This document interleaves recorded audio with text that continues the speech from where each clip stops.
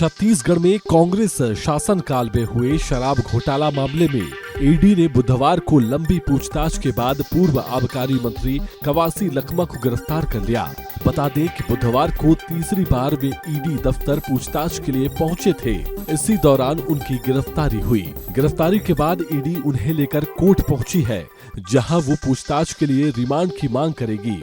हालांकि अपनी गिरफ्तारी से पहले लखमा ने कहा कि देश कानून के हिसाब से चलता है। अगर कानून के हिसाब से बुलाएंगे तो मैं 25 बार आऊंगा। ईडी के अधिकारी जो सवाल करेंगे उसका जवाब दूंगा, उनका सम्मान करूंगा।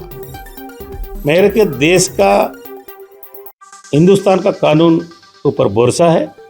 हम जब भी चाहे ईडी बुलाए सीडी बुलाए, हम जाएंगे, कानून को साथ देंगे।